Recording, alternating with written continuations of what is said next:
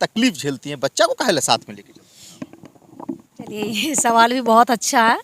तो ये मेरा बेटा है, बहुत ही छोटा है, और ये जो होता है जब मैं घर से निकलती हूँ ना, ये रोने लगता है। मजबूरी बन जाती है कि साथ में लेके जाना पड़ता है। मजबूरी ये है कि हमको सोशल वर्क भी देखना है, उन लोगों का घर भी देखना, परिवार भी देखना है। बच्चे को भी देखना है, को भी देखना मैं अपना कर्तव्य समझती हूँ। हमारी संस्था का कर्तव्य है कि उन लोगों तक जरूरत की चीज़ें पहुँच अब तक कितने लोगों को आपने बांटा, कितने लोगों के बीच पहुंचा? यकीनन मैंने 250 से 300 लोगों के बीच में बांट दिया। आगे और कितने लोगों को देना है? आगे कोई काउंटिंग में ये नहीं है कितने ही लोगों को देना, जितने भी लोग मुझे दिखेंगे, जितने भी लोग मुझे समझ में आएंगे, इन लोगों को देना है।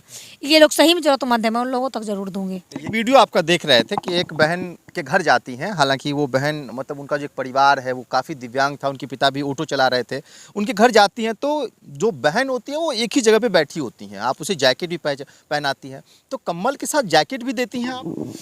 देखिए, आपने जो भी बात पूछा है, उस परिवार का जो दयनीय स्थिति है ना, बहुत ही पीड़ादायक है, बहुत ही दर्दनाक है।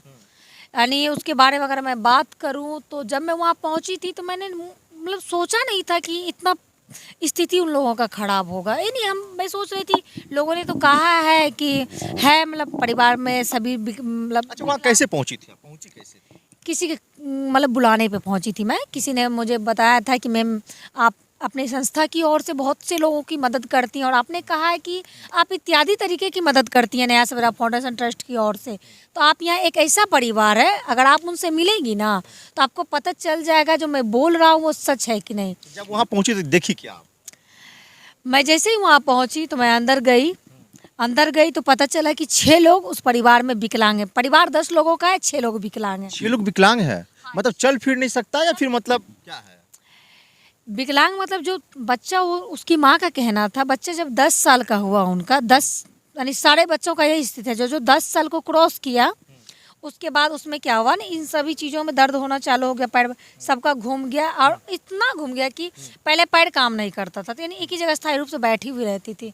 तो मैंने एक चीज़ और देखा, जो जिस यानी झोपड़ी और टाटी वाला घर होता है उसको काट के ताकि वो बाहर के नज़ारे को देख सके, बाहर की दुनिया को देख सकते हैं अपनी खुली आंखों से। खुद को फ्रेश रख सके, क्योंकि कोई भी इंसान एक कमरे में बंद रहेगा तो उसे घुटन होगा, वो डिप्रेशन में भी जा सकता है, क्योंकि उसको पता है मेरा पैर काम नहीं कर रहा है। मैं खुद से नहीं, एक बार वो बोली कि मैं यानी उसको वॉशरूम जाना था, तो वो कोशिश कर रही थी कोई घर में, तो हाँ, तो उसका क्या हुआ ना कि एक पैर टूट गया पूरा। विकलांग तो पहले से ही था, जैसे वो चौकी पे से गिरी उसका पैर भी फ्रैक्चर होकर टूट गया, और वो बता रही है कि मतलब 3-4 महीने से उसके हाथ में भी अब कोई मूवमेंट नहीं रहा है, यानी वो अपने हाथ को भी खुद से ही। पूरा परिवार जो है वो मतलब पीड़ा से गुजर रहा है। तब वहाँ पहुँची तो क्या क्या दी थी? सबसे पहली बात तो ये जान लीजिए, पीड़ादायक तो सबसे बड़ी बात है जब किसी के परिवार में एक लड़की जवान रहती है तो उसकी शादी को लेकर इंसान इतना परेशान होता है कि कैसे इस बेटी का शादी किया जाए, कैसे इसके परिवार को बसाया जाए।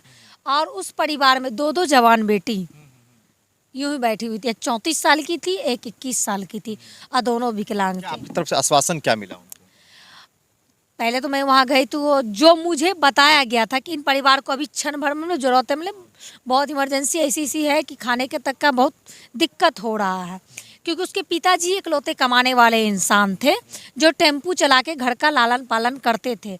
लेकिन उनके भी पैर में क्या हुआ ना कि भगवान का ऐसा देखिए खेल होता है निराला, कहते हैं ना भगवान का खेल बहुत निराला होता है, कि उनका भी एक्सीडेंट हो गया, वो भी पैर से मतलब चल फिर नहीं सकते हैं। पूरा परिवार कहीं ना कहीं परेशानी से गुजर रहा है। तो मैं वहाँ पे बोला गया था कि पहले मैडम आप प्लीज़ यहाँ पे खाने पीने का कुछ जुगाड़ कर दीजिए। तो मैं वहाँ पे राशन का सारा सामग्री लेके पहुँची थी।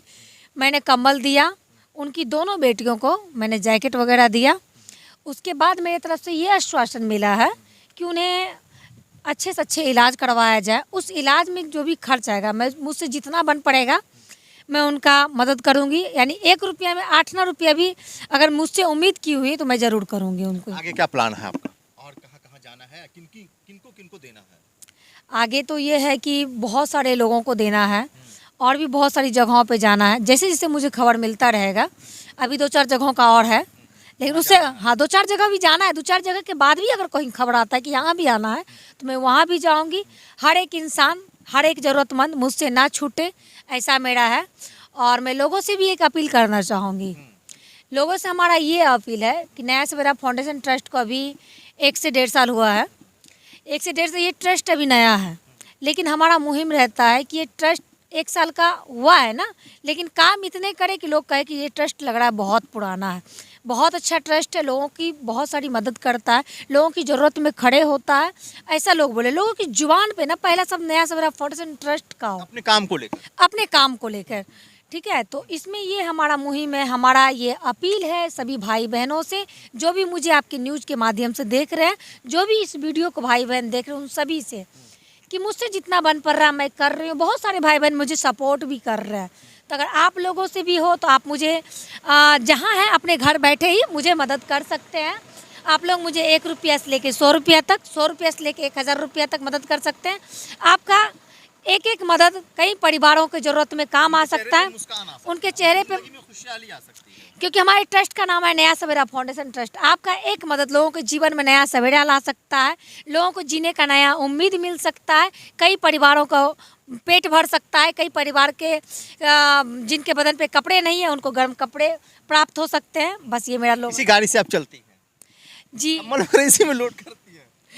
अरे हाँ, इसी में लोड करते हैं, क्योंकि देखिए सामान ज़्यादा रहता है हमारे पास, क्योंकि भाड़ा पड़ा रहता है। 100-150 पीस लेके हम लोग निकलते हैं, उसमें 50 जैकेट भी होता है। अब जितना बढ़ता है, जितना नहीं बढ़ता वो गाड़ी में फिर दूसरे जगह चला जाता। बहुत शुक्रिया। हमारी शुभकामना आपके साथ है कि आप नेक काम कर रही हैं। इस कड़ाके की ठंड में लोग अपने घरों में हैं, मदद भी कर रहे हैं, बहुत सारे लोग सामने भी आ रहे हैं, और आप महिला होके रात के अंधेरे में चल रही हैं अपने बच्चों को लेकर, तो आपकी उज्जवल भविष्य की कामना भी करते हैं और उम्मीद करते हैं कि आप लगातार इसको करते रहें। ढेर सारी शुभकामनाएं, आपको मुबारकबाद। शुक्रिया, आपका भी धन्यवाद। इस कड़ाके की ठंड में आपने मुझे नोटिस किया, मेरे वीडियो को देखा, और इस कड़ाके की ठंड में अभी आप मेरे साथ मौजूद हैं, मेरा इंटरव्यू ले रहे हैं, इसके लिए आपका बहुत बहुत धन्यवाद। शुक्रिया। तो देखिए, बिहार के मधेपुरा में है, रात का वक्त हो चला है, 12 से अधिक बजने को चला है, और इस शीतलहर भरी रात, कड़ाके की ठंड, और एक महिला जब घर से बाहर निकलती है, लोगों के बीच जाती हैं, मदद भी करती हैं, तो लोग देखते भी हैं, प्यार भी देते हैं, सपोर्ट भी करते हैं, और ये कहते हैं कि ये एक नया काम कर रही हैं, अजूबा काम कर रही हैं। तो बाकी इस वीडियो को अगर आप फेसबुक पेज पे देख रहे हैं, पेज को लाइक कर लीजिए, यूट्यूब चैनल पे देख रहे हैं, चैनल को सब्सक्राइब कर लीजिए। बहुत बहुत शुक्रिया, धन्यवाद।